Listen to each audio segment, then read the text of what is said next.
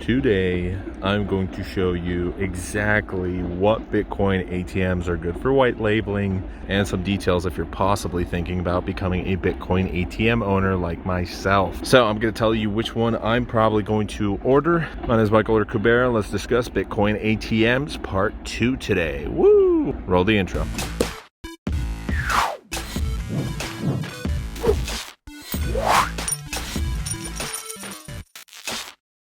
So let's get this right off the bat. A Bitcoin ATM machine isn't going to be cheap. It's going to cost you a few $1,000s.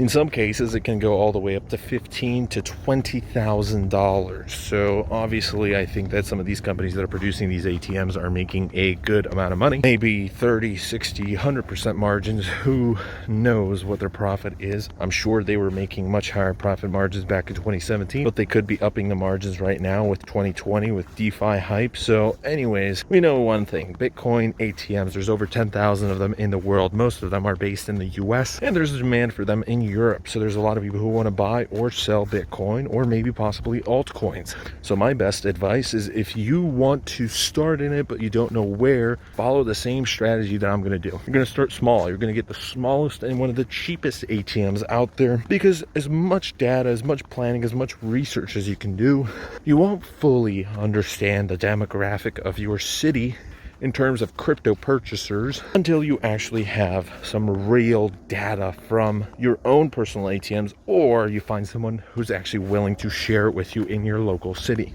But it's a little bit difficult to do that because just asking someone up front, a possible mentor, well, most cities don't have many ATMs going on. So especially if you're in Europe where there's one or two guys running ATMs, they know that if you start and you use their data, you are going to be their direct competition. So they're not going to be sharing their data so easily. But who knows, give it a try. So the ATM that I'm looking at is $3,299, but there's features, there's accessories, and the one accessory that I would get is GPS tracking. This is for safety reasons, so if somebody steals it. All right, so we're going to be using this website, Coin ATM Radar, and we're going to be using my country, currently Poland. And in the city that I'm located, there are a grand total of 4 Bitcoin ATMs and tellers, of which these two I'm familiar with because they're from Warsaw. And if you go to Warsaw, these two are going to be there. I have no idea what this is, but we see that one's in a restaurant. One is in a shopping mall, and the other is also a shopping mall. So I go to one of these shopping malls to do most of my transactions. In Warsaw, I've used both, and honestly, both are around the same rates.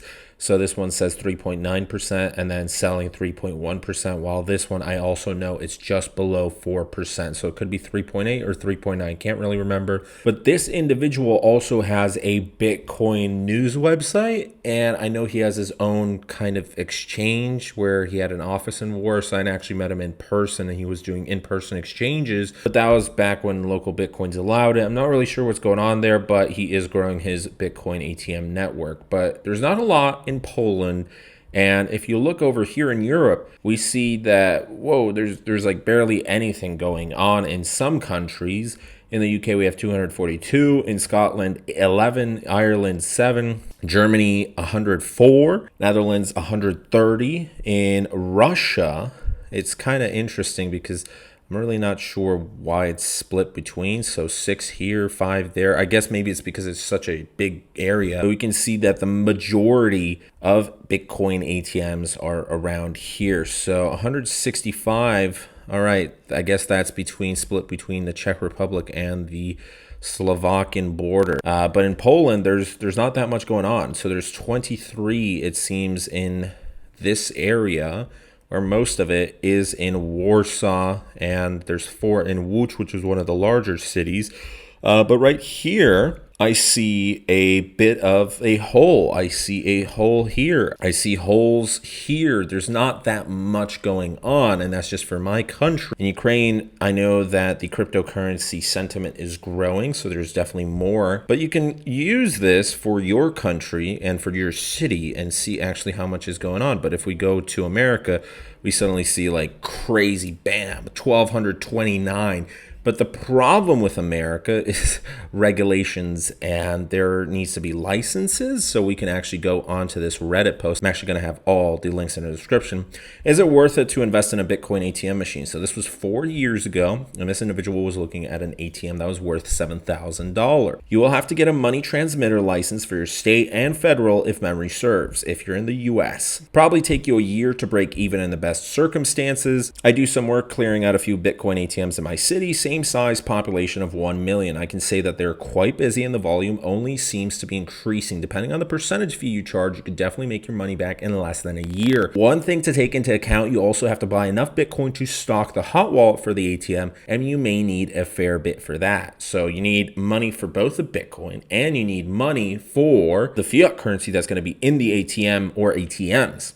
Once people realize it's there, you'd be surprised how quickly you sell out. So this individual says, is $5,000 in Bitcoin enough to start a wallet? And another individual is responding that it's a severe underestimation. It's not a hands-off operation, especially when Bitcoin's exploding. So the reason I'm excited about Poland is that in terms of dollar amounts, $5,000 actually might be a decent starting point. I think $10,000 would be better because there's less people who are into crypto here and there's less people who are making good money here, but it is growing slowly and thus there's very little competition. So if you're thinking in terms of dollar amounts, maybe in really expensive places, it's not going to be that great.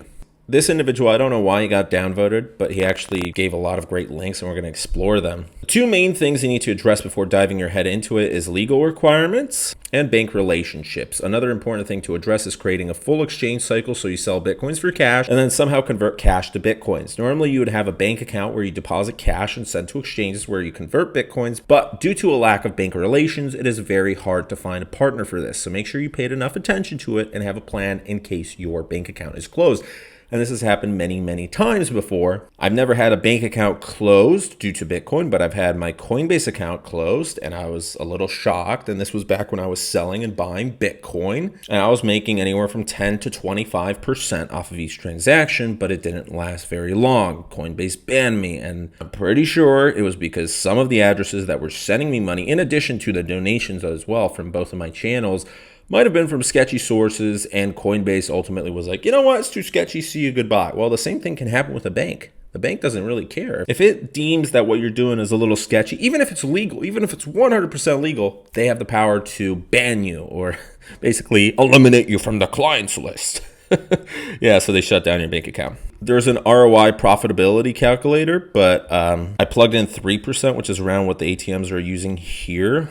It said the break-even point is 6 years and 11 months, but I'm sure there's other things such as the rent and whatever, but it is in dollars though, so just translate it into euros or yen or whatever you have.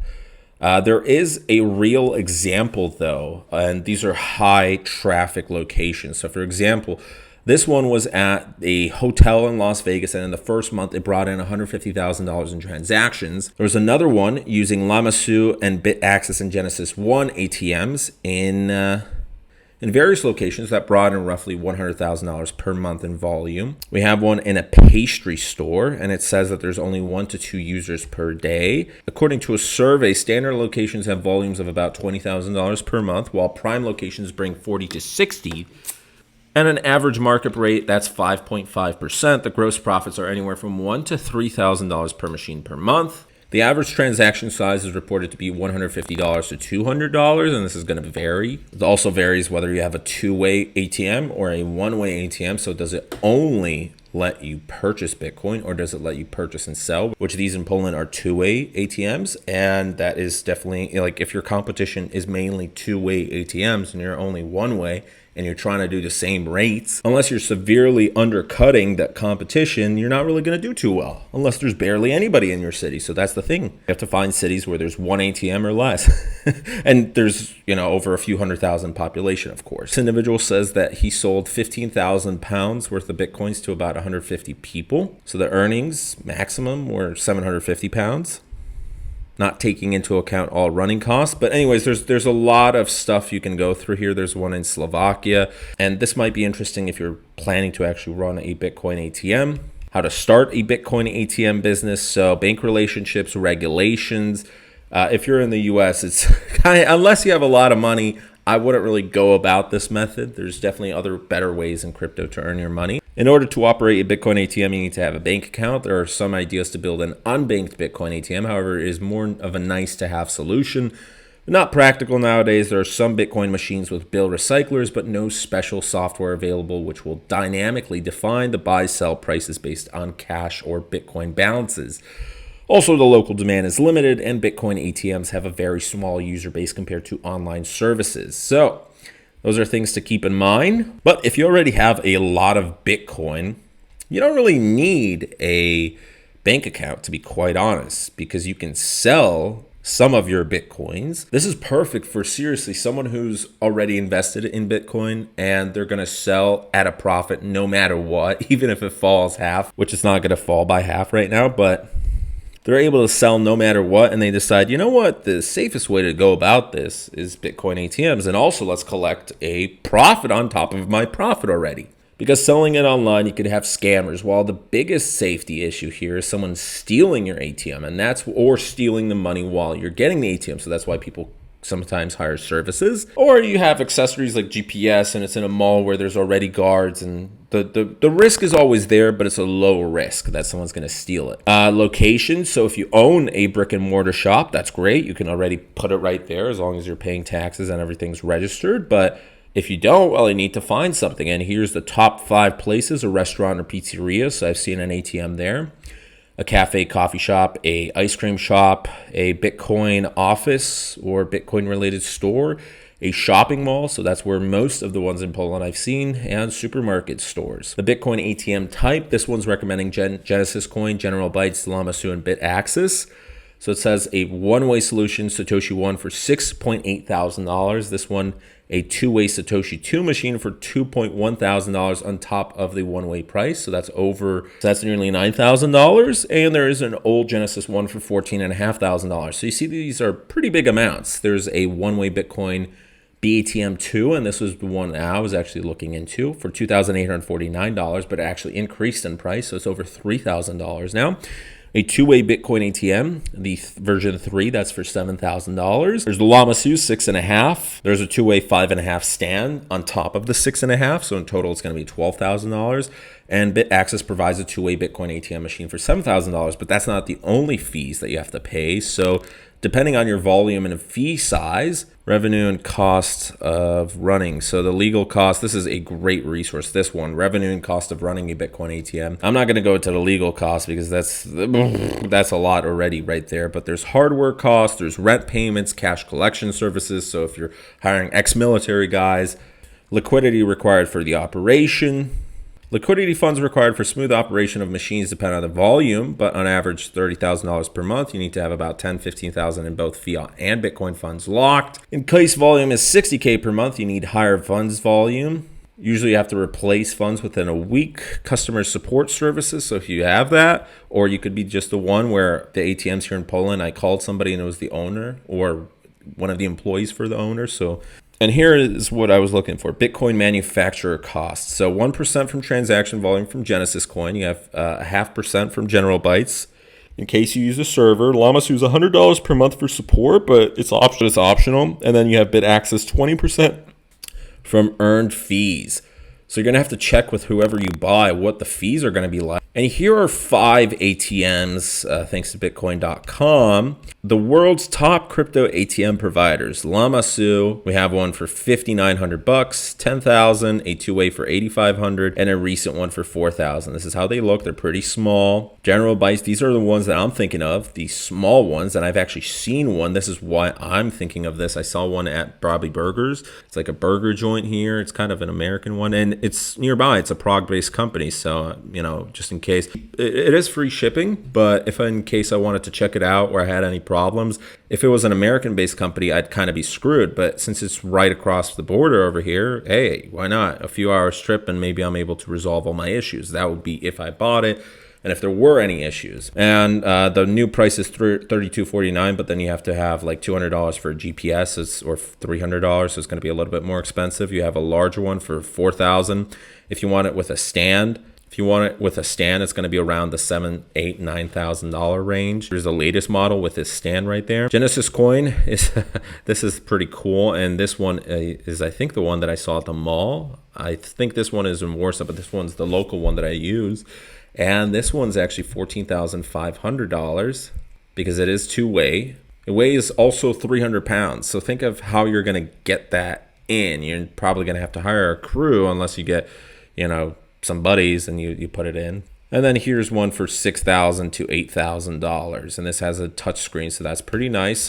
Most have touch screens, but not all. There's other companies that produce, but these are the top producers right here. And Sumo has these weird ones. I've never seen them before. And this goes from anywhere from $6,600 to I don't know what this white label thing is. That I guess it makes it like it's your own, but it goes all the way up to $55,000. So that's a lot. However, this does support Bitcoin, Litecoin, BCH, Ethereum, and Monero, which not all of these ATMs support everything. For example, this one is just, you have a Bitcoin one and here's an Ethereum one. Obviously, there's a lot of info. I don't want to make this too long. It's probably already long, but it's best if you have $50,000. However, if you're in a cheaper country, you could get away with $10,000 to $15,000 worth of starting capital, which is what I would like to go for. But the first thing, I'm going to go in phases. First, I want to buy the machine. Then I want to find the cheapest rent possible, the cheapest location. Then I'm going to start off a little bit. But there's also a problem, and this problem, really got to think about this one. What happens if the machine goes down? If it's already been promoted, the marketing and promotion I didn't really talk about because I would be able to do that for free or pay a few bucks, and there's a lot of places you can request that. But some people might have to pay a little bit. However, if your machine goes down or if you run out of money and somebody comes in and they're not able to use it and they call you and you're unavailable at that time because you didn't really get any customer service, it's just you that's working on this and maybe you have a few machines, well, you get a negative review. And what happens if you get multiple negative reviews? Well, people stop coming to your ATM. So you're going to have to move it. And eventually, if you're not taking care of it, if it grows too quickly, you're just going to go under. That's just how it's going to work. So it's not impossible to go under. Anyways, that is that. Thanks, guys, if you watched this. I wish you all a beautiful rest of the day. Hit that like button, subscribe, and share. Bye.